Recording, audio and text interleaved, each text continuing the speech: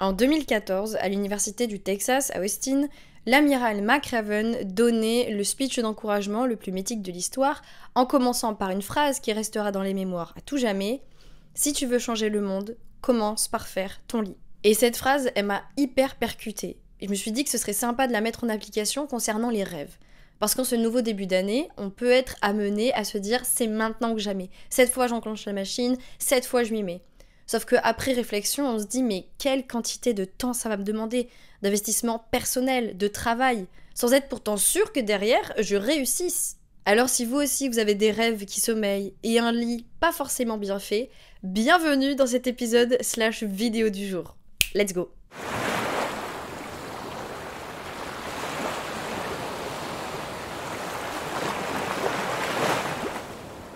Bonjour à toutes et à toutes, je suis extrêmement heureuse de vous retrouver aujourd'hui pour ce nouvel épisode / vidéo YouTube. En fait, il s'agit de mon podcast Summer Talk. J'ai fait un essai la semaine dernière à vous filmer en même temps et à le poster sur YouTube, ce qui vous a beaucoup plu. Donc je réitère l'aventure aujourd'hui pour ce sujet qui n'est pas des moindres. Trouver la force de suivre ses rêves. Alors, quand on dit ça, ça peut donner un côté un peu niais, une préoccupation un peu niaise. Sauf que combien d'entre nous, d'entre vous, est encore à vous dire « mais qu'est-ce qui se serait passé si j'avais suivi ce rêve depuis tout ce temps ? Est-ce que je pourrais pas me lancer maintenant ? Ouais, mais comment je vais garder le cap ? Comment je vais garder la motivation ? Comment je vais garder le courage ? Parce que je me suis déjà lancée plein de fois, mais j'ai jamais réussi à continuer dans le temps. » Et combien de ce prisme se sont du coup également dit « non mais après... en vrai, si je me suis pas lancée jusque-là, c'est qu'il y a bien de raison, c'est que c'est pas vraiment pour moi. » Et puis la fois où je me suis lancée, j'ai travaillé, j'ai pas eu de résultat, donc ça veut dire que je suis pas assez bon, que je suis pas fait pour ce domaine, que je suis pas faite pour ce rêve, donc vaut mieux abandonner et rester au statu quo que je connais. Énonciation un peu niaise du sujet du jour, mais au final qui peut être assez prépondérante en chacun de nous. Donc, si vous êtes dans cette boucle infernale et que vous ne savez plus quoi faire, je vous conseille d'écouter ce qui va suivre. Vous êtes très certainement à quelques minutes d'enfin accomplir vos rêves les plus fous. Dans cette vidéo, je vais vous donner en fait mes réflexions / conseils sur comment personnellement je me suis lancée dans mes rêves les plus fous que je croyais voués à rester dans un coin de ma tête. Bien sûr, il s'agit de réflexions personnelles, je ne suis pas un grand gourou de l'ambition, mais je dis juste ce qui marche et potentiellement ce qui n'a pas marché. Conseil numéro 1, et du coup sans surprise, si tu veux suivre tes rêves, si tu veux te lancer à la poursuite de tes rêves, commence par faire ton lit. Alors, ce conseil, bien évidemment, il est complètement pompé à partir de la phrase donc de l'amiral McRaven que j'ai mis en introduction. Phrase qui, personnellement, m'a assez heurtée dans le très bon sens du terme quand je l'ai entendue, parce que je ne voyais pas où il voulait en venir. D'ailleurs, la vidéo, je la mettrai en description si vous êtes curieuse de la voir. Elle est très chouette. En fait, ce qu'il rappelle à travers cet exemple, donc de faire son lit, c'est l'importance des petites choses et surtout la gratification instantanée qu'elles peuvent vous donner quand vous les faites. Le truc, quand on a un rêve qui nous habite, c'est que généralement, c'est pour ça qu'on dit que c'est un rêve, il nous dépasse un chouïa. Et même si pendant les premières semaines, il peut être assez incroyable pour nous porter sans qu'on se pose de questions, au bout d'un moment, on va un peu arriver à la fin du rôle. Et c'est en ça que faire son lit va jouer une importance capitale. Faire votre lit, ça fait partie des premières tâches que vous réalisez dans votre journée. Après, je sais pas moi, vous êtes brossé les dents, vous êtes lavé, avoir déjeuné, bref, peu importe l'ordre dans lequel vous le faites, ça fait partie d'une des premières tâches de votre journée. Et en fait, votre cerveau, faut savoir que c'est un muscle et qu'il est bête et méchant. Si vous lui donnez une gratification instantanée, il va être très content et il va vouloir en faire plus. Il y a comme un système en fait de récompense derrière l'acte que vous avez fait, fourni en termes d'effort. Et ça peut vous paraître dérisoire de faire votre lit le matin, peut-être même que vous vous dites « au final, le soir, je me mets dedans pour dormir, donc qu'il soit fait ou qu'il soit pas fait, ça ne change rien ». Sauf que quand vous avez envie de vous lancer dans un projet en fait assez faramineux, qui va demander beaucoup d'efforts et qui va vous demander beaucoup de force intérieure pour vous lancer et maintenir le cap tout au long du moment où vous allez le réaliser, faire son lit, ça peut tout changer. Parce qu'il y a des matins où vous allez être un peu découragé. Et tout de suite passer par cette petite gratification instantanée de rien du tout, ça peut encourager votre cerveau à vous dire « Ah mais oui, c'est vrai, tu es capable et tu peux avoir des récompenses sur le court terme comme sur le long terme pour cet objectif dont tu rêves. » Et le truc en fait, c'est que la vie de tous les jours, faut pas oublier qu'elle est constituée de ces petites choses qui, sans l'être, en fait, ont une grande importance. Sans en avoir l'air, je voulais dire. Typiquement, on peut se dire, ouais, mais faire son lit, c'est comme, je sais pas moi, avoir eu une petite parole sympa pour quelqu'un dans la rue, c'est comme avoir bien mangé le midi, c'est important, mais bon, ça fait pas toute une vie. Eh bien si, en fait. Parce que les choses qui vont, en général, vous rendre heureux, heureuse, ou au contraire, qui vont vous chafouiner pendant la journée, ce sont toujours des petites choses. Ça va toujours être cet idiot au fond du bus qui vous a bousculé sans dire pardon, ça va toujours être ce sourire de cette personne que vous aimez bien voir qui vous a réchauffé le cœur. Donc ces choses-là sont importantes et ne sont pas à négliger, comme faire son lit le matin. Et en plus, il y a une mention spéciale à ce conseil que j'avais pas vu venir et qu'il explique donc dans sa vidéo, c'est que faire ce lit le matin, ça vous donne une gratification, mais c'est surtout que la journée, vous allez la passer. Et vous allez plus forcément y penser en fait à votre lit fait du matin. Je dirais même lit bien fait du matin. Et si vous arrive en fait une journée qui est pas top, voilà, vous n'avez pas pu travailler autant que vous l'auriez voulu, vous n'avez pas forcément été hyper agréable et vous le ressentez, et du coup c'est un peu relou pour vous, vous arrivez à la fin et vous dites journée de merde. On peut le dire clairement, journée de merde. Et bien en fait vous allez arriver dans votre lit le soir, vous allez voir qu'il est bien fait, et c'est quand même toujours plus agréable, quoi qu'on en dise, d'arriver dans un lit qui est bien fait, qui sent bon, que dans un lit qui est complètement désordonné et qui pue le rance. Désolée de l'image, mais il faut dire les mots. Et cette métaphore du lit bien fait, comme on retrouve dans l'adage « comme on fait son lit, on se couche », vous permet en fait tous les jours d'accéder à un renouveau. Puisque vous avez bien dormi dans un lit bien fait, alors demain est un autre jour, alors demain vous pourrez recommencer et avoir une nouvelle opportunité de donner le meilleur de vous-même, ou du moins le mieux que vous pouviez, comme moi qui tente de faire une phrase en français. Conseil numéro 2, et pas des moindres, 1% après 1% après 1% seulement. Je m'explique. Ce que vous allez faire, c'est que vous allez prendre un bout de papier, ou votre note de téléphone, votre ordi, ce que vous voulez. Vous allez y noter votre rêve 100%, brut, tel qu'il est. Par exemple, écrire un livre. Vous allez le noter, et vous allez l'oublier. Ensuite, vous allez appliquer la règle des 1% par 1% par 1%. Alors, qu'est-ce que c'est que cette règle ? Cette règle-là, je l'ai effleurée dans mon dernier épisode de podcast, où justement j'évoquais en fait le fait que j'avais vu une vidéo récemment d'un mec qui disait, une vidéo que j'ai pas retrouvée d'ailleurs, je suis navrée, que en fait le problème avec l'objectif 100%, c'est qu'il va nous porter pendant quelques semaines, ça va être très chouette, mais au bout d'un moment, il va aussi nous démoraliser, puisque le rêve brut tel qu'il est, c'est assez énorme, et plus on avance, plus paradoxalement, il va nous paraître loin. Je prends l'exemple toujours de mon apprentissage du coréen. Quand je me lance, à chaque fois, j'ai l'envie, je suis motivée parce que je vois l'objectif derrière d'être bilingue. C'est un bien grand mot, mais dans l'idée c'est un peu ça. Parce que j'ai envie de vivre un an en Corée, parce que j'ai envie de mettre toutes les chances de mon côté, et bla et bla et bla. Quand je me lance pendant un mois, c'est trop cool, je suis boostée. Puis au bout de 2 mois, 3 mois, quand je commence à me rendre compte que je vais devoir apprendre des règles grammaticales, jugée stupide, donc je me dis mais pourquoi je dois apprendre le mot chaussette, pourquoi je dois apprendre le mot nuage, pourquoi je dois apprendre le mot rouge, j'ai plus 6 ans, parce qu'en fait j'ai oublié que l'apprentissage d'une langue, ça se fait un peu par des biais cognitifs de comme quand on a 6 ans, à activer, et bien quand j'ai tout ça, d'un coup je suis beaucoup moins motivée, et j'ai l'impression d'être bien plus loin de mon objectif que je l'imaginais. Et en fait, c'est pas que vous êtes plus loin, c'est que vous vous rendez plus compte, parce que vous êtes plus impliqué dans votre rêve, de la charge de travail en fait que ça va demander. Le truc en fait c'est qu'un objectif, un rêve, on peut savoir vraiment ce qui le constitue une fois qu'on est dedans. C'est comme, je sais pas moi, on vous parle d'un film qui est génial, tant que vous ne l'avez pas vu de vos propres yeux, les gens peuvent en dire ce que vous voulez, ça va pas vous toucher. Par contre, une fois que vous l'aurez vu, potentiellement ce sera extraordinaire, potentiellement pas du tout. Et bien la poursuite d'une ambition c'est pareil. Et c'est pour ça que parfois on peut se dire « Ah mais non, mais je me suis complètement plantée, c'est pas du tout fait pour moi, j'ai pas les capacités pour ». Parce qu'en fait, on avait juste un rêve fantasmé, un rêve qui restait dans l'illusion, qui restait dans l'imaginaire. Et une fois qu'on est dedans, le rêve perd de ce côté onirique et hyper cool de se dire « Ah ouais, le jour où je serai trop forte à ce sport, le jour où j'aurai écrit mon livre, le jour où je serai bilingue ». Ça perd de sa magie, de son enchantement, parce que vous allez être dans le dur, vous allez être dans le vrai. Et c'est pour ça que c'est exactement à ce moment précis du désenchantement que vous devez garder et vous devez faire plutôt la règle des 1% par 1% uniquement. Cette règle en fait, c'est la fameuse règle du au jour le jour. L'objectif ce n'est pas à chaque fois que vous allez apprendre quelque chose, vous entraîner, faire, que sais-je, de penser à l'objectif brut tel qu'il est, mais de penser à 1% tous les jours. En fait, la seule préoccupation que vous devez avoir dans ces moments-là, c'est de donner le meilleur de vous-même dans l'instant et c'est tout. Et là vous allez me dire, ouais mais Juliette, c'est un petit peu utopique comme pensée, enfin utopique, prenez le mot que vous voulez, parce que on peut pas s'empêcher de se le rappeler.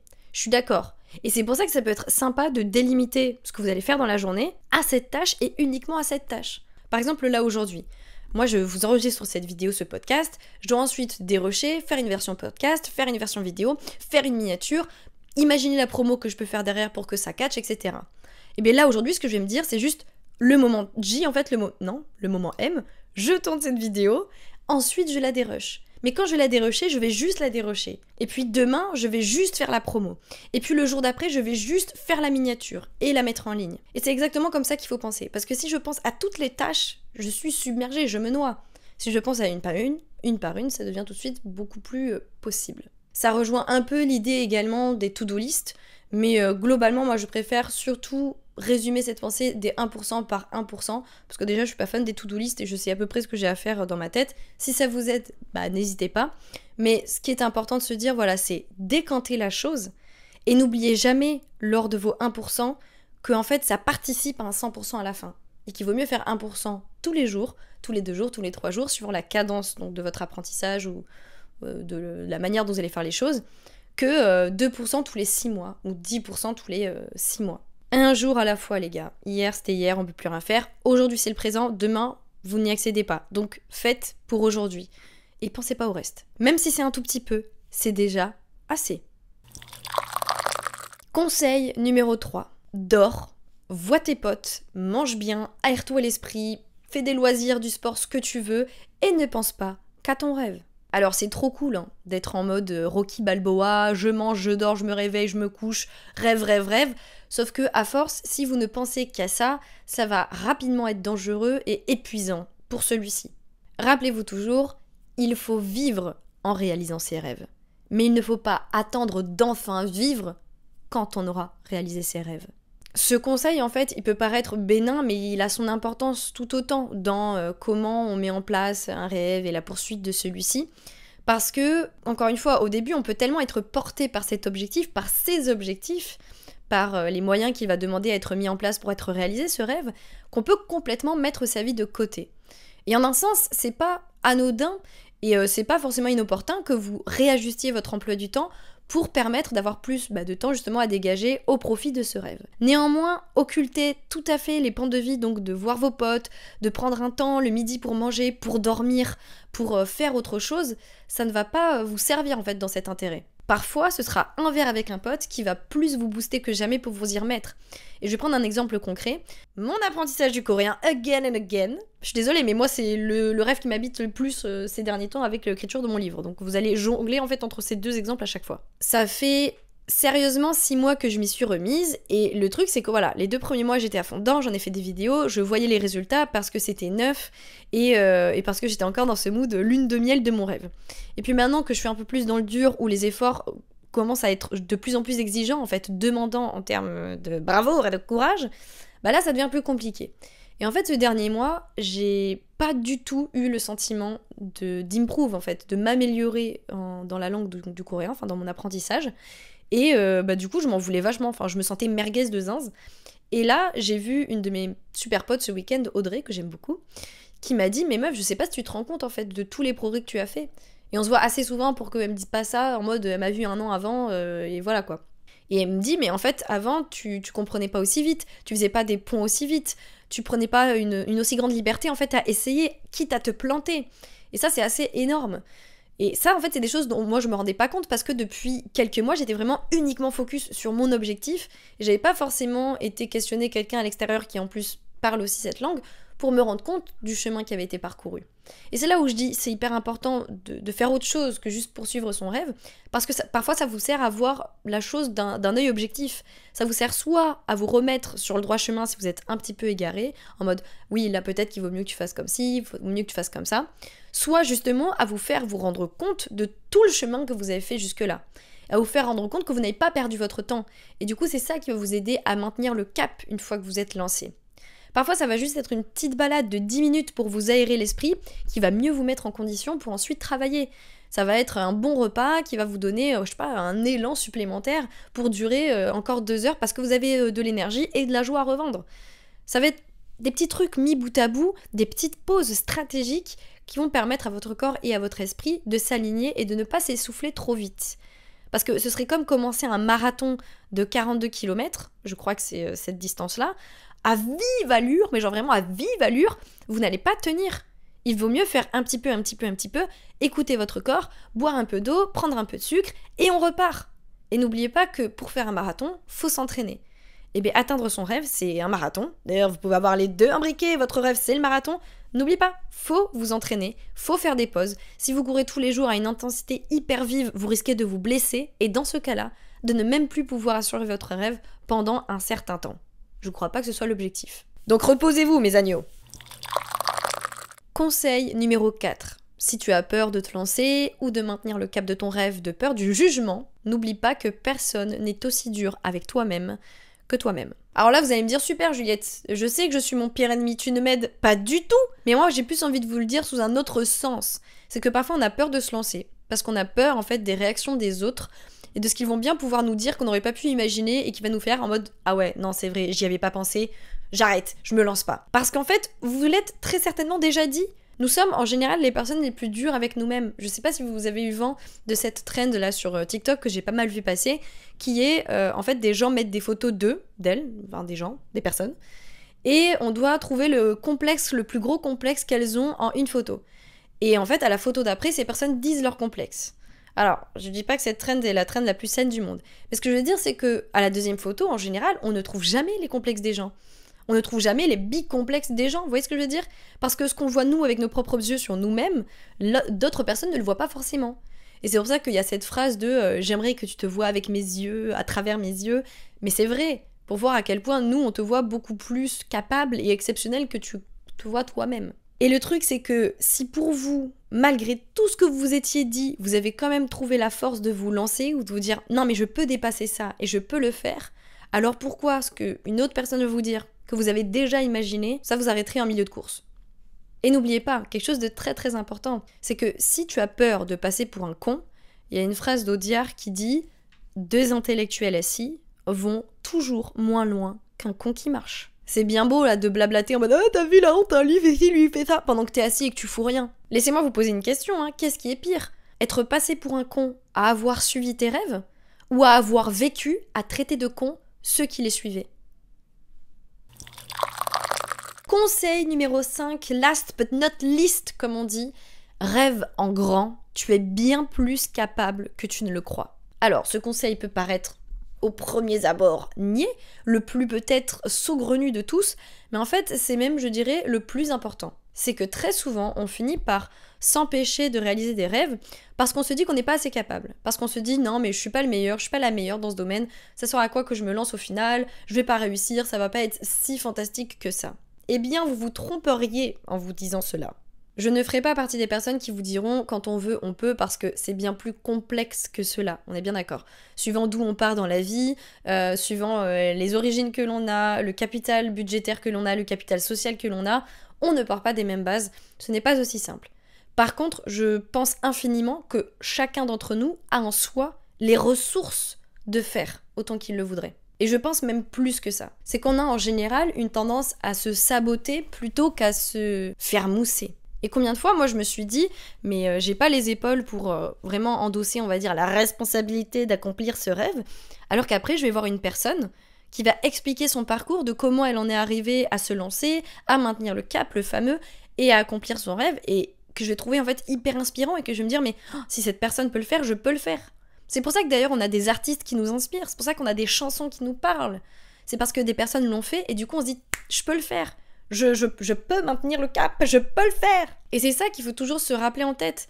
Quand je dis plutôt vous êtes capable de beaucoup plus que vous ne l'imaginez, c'est pas pour vous mettre des lauriers là, comment dirais-je. C'est pas pour que vous pissiez plus haut que votre cul, ça veut toujours rien dire. Mais c'est juste, ce serait trop bête que vous vous empêchiez, tout simplement parce qu'au début, au milieu, à la fin, vous allez échouer à certaines étapes. Parce que, spoiler, vous allez échouer. Vous allez vous planter sévère. Si c'est ça qui vous fait peur, si c'est ça qui vous inquiète, ne vous inquiétez pas, ça arrivera. Et il y avait une phrase qui était trop cool qui disait « Est-ce qu'on peut avoir peur de quelque chose qu'on sait qui va forcément arriver ?» Moins. Vous n'avez pas l'effet de surprise, vous savez que ça va se passer. Sauf que je ne vous apprends pas, pareil, le fameux adage « Rome ne s'est pas construit en un jour ». Votre rêve non plus. Sinon d'ailleurs ce serait pas un rêve, ce serait juste une case à cocher dans votre to-do list du jour. S'il y a des choses qui sont aussi belles, c'est parce qu'elles nous touchent, parce qu'elles ont pris du temps, parce qu'on voit tous les efforts d'abnégation qui ont été faits derrière. Si je prends l'exemple de mes chers et tendres BTS, pourquoi leur parcours il est hyper touchant pour des gens du monde entier, même des gens qui sont pas forcément fans de la K-pop, c'est parce que ce sont des personnes qui sont parties quasiment de rien et qui sont arrivées aujourd'hui à être un des groupes les plus écoutés mondialement avec la plus grande influence. Enfin, ils ont commencé, les gars, ils faisaient des buskings dans la rue et ils s'entraînaient dans un garage. Maintenant, c'est eux qui limite financent la Corée à un certain point. Et c'est ça qui est inspirant. Si on en a plein des exemples de groupes qui ont tout de suite marché et qui ont tout de suite fait du bruit, et c'est très bien, et c'est très cool, et tant mieux pour eux. Mais on voit bien que ces parcours de personnes qui n'ont jamais rien lâché, qui se sont plantées, qui ont fait face à des échecs, mais qui sont toujours relevés et qui ont donné le meilleur d'eux-mêmes, c'est ça qui fait du bien en fait à l'esprit. De plus, n'oubliez pas qu'on n'est pas forcément dans une quête de performance. Accomplir ses rêves, ça veut pas forcément dire être le meilleur, ça veut juste dire aussi vivre, faire, oser. Encore une fois, je prends mon exemple d'écrire un livre, je ne prétends pas être la Shakespeare des temps modernes, ni, je sais pas moi, je sais pas. La fille a vraiment un capital littéraire nul. Camus, voilà, Shakespeare ou Camus. Moi, ce qui m'intéresse, c'est de délivrer mon message, c'est de rendre ce récit qui habite mes rêves depuis tant de temps disponible. Et c'est juste ça qui m'intéresse. J'ai pas la prétention de dire que je vais écrire mieux que les autres, j'ai pas la prétention de dire que mon livre va toucher plus que ceux des autres. Je dis juste, il faut que ça sorte de moi. Et c'est ça qui m'importe en fait. Je veux donner le meilleur de moi-même, mais à mon niveau, pour moi. Et ça me fait toujours penser à la phrase d'Orelsan qui dit dans une de ses chansons, je crois, Note pour trop tard, parfois, c'est une personne qui aura eu l'air en l'apparence bien plus médiocre que toi, mais qui aura été bien plus constant que toi dans les efforts fournis, qui va te dépasser. Parce qu'elle se sera donnée en fait. Elle se le sera donnée. Eh bien vous, c'est pareil. Vous pouvez être la plus grosse quiche au début, donnez-la vous. Vous allez réussir, vous en êtes largement capable. Et même plus que vous n'imaginez. Bon, mes agneaux, ce podcast est quasiment fini. Attendez, déjà, j'aimerais vous remercier de l'avoir écouté. N'hésitez pas à me dire si le format vidéo vous plaît toujours autant. Laissez un commentaire, que ce soit sur YouTube ou sur Spotify. Laissez-moi des étoiles sur Apple Podcast. Répondez au sondage. Bref, faisons vivre ce petit podcast que j'aime tant. Également, n'hésitez pas à me mettre des sujets sous la vidéo que vous aimeriez que j'aborde. Puisque la semaine dernière, vous étiez en mode super Juliette l'épisode. Je n'en ai pas eu. Peut-être que j'anticipe vos réactions et que du coup vous n'avez même pas besoin de me les dire, mais ça me ferait très plaisir d'avoir vos propositions pour un peu aussi nuancer mes sujets de prédilection. Sur ce, j'espère que cette vidéo vous aura aidé à vous lancer, à maintenir le cap. N'hésitez pas à revenir dessus à chaque fois que vous en auriez besoin, parce que voilà, hein, c'est un chemin de croix qui peut être long, fastidieux. Donc les gars, on ne perd pas courage, et c'est pas parce qu'on est motivé un mois puis après plus du tout qu'on est une gaze et que c'est pas pour nous. Sur ce, je vous souhaite de faire votre lit et de suivre vos rêves, et on se dit à très vite.